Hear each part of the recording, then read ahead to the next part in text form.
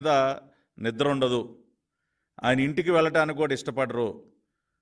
ఆ కష్టాలు తీరే వరకు వారి దగ్గరే ఉంటారు అని చెప్పి మనం ఇప్పుడు ఏదైతే అనుకుంటాం అది మళ్ళీ కూడా రుజువైంది. ఆ రోజున చంద్రబాబు నాయుడు గారు వ్యవహరించినటువంటి తీరుని బట్టి ప్రజలకు కూడా ఒక ధైర్యం, అరే మన కోసం స్వయంగా రాష్ట్ర ముఖ్యమంత్రి రేయనక పగలనక కష్టపడతా ఉన్నారు. మోకాళ్ళలో నీతల్లో నడుంలోతు నీళ్ళల్లో కూడా ఆయన నడుచుకుంటూ ఆయన ఇంటింటికి వెళ్ళి ప్రజల్ని పరామర్శించి వారికి సహాయాన్ని అందించి వాళ్ళకి ధైర్యం చెప్పారు.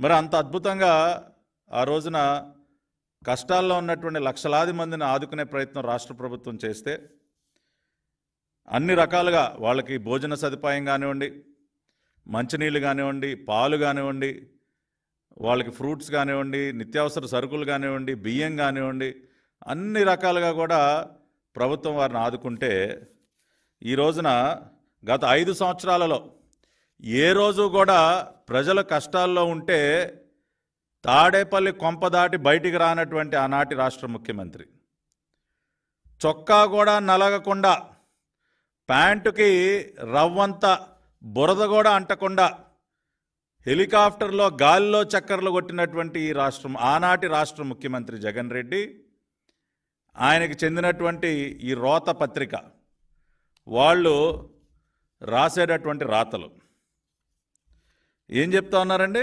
ఎంత నిస్సిగ్గుగా పచ్చి అబద్ధాలు రాస్తూ ఉన్నారంటే, ఏదో చేతిలో అవినీతి డబ్బులతో పెట్టినటువంటి ఈ దిక్కుమాలిన పత్రిక ఉంది కదా అని చెప్పి భోజనాలకి 368 కోట్ల ఖర్చు,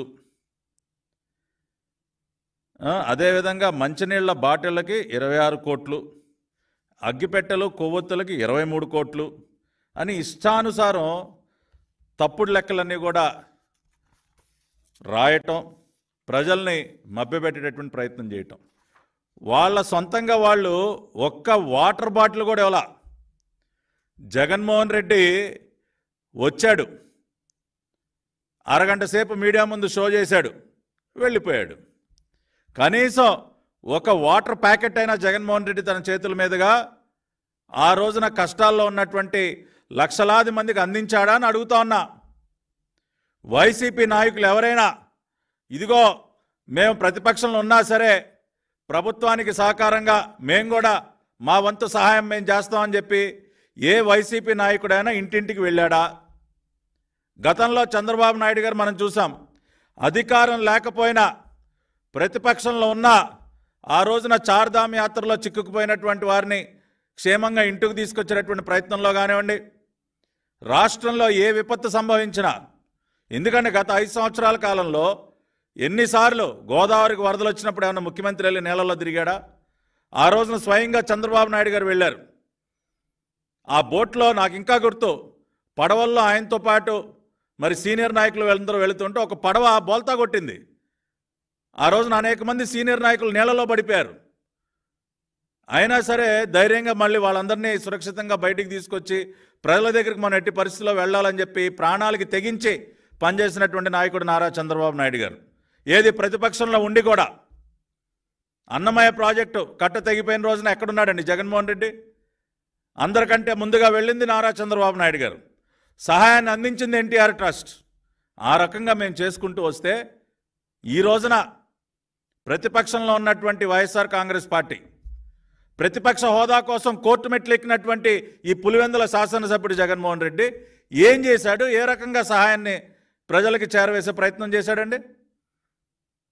చెయ్యాల్సింది చేయకపోగా ఇన్ని విషపురాతలా?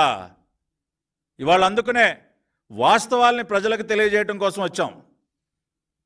ప్రభుత్వం ఎంత సహాయాన్ని అందించింది, ఎంత ఖర్చు చేసింది, చివరి అంకె వరకు కూడా పూర్తి వివరాలు మీకు అందించడానికి ఈ రోజున ఈ ప్రెస్ కాన్ఫరెన్స్ పెట్టడం జరిగింది. ఇవాళ ఈ దిక్కుమాలిన పత్రికలో ఏం రాస్తూ ఉన్నారండి? ఈ వైసీపీ ఈ జగన్ గారి దొంగల ముఠ మీడియా ముందుకు వచ్చి ఏం వాగుతూ ఉన్నారు? భోజనాలకి 368 కోట్ల ఖర్చు అంట. ఇక్కడ ఒక విషయం చెప్పాలండి, అసలు మొత్తం వరద సహాయానికి సంబంధించి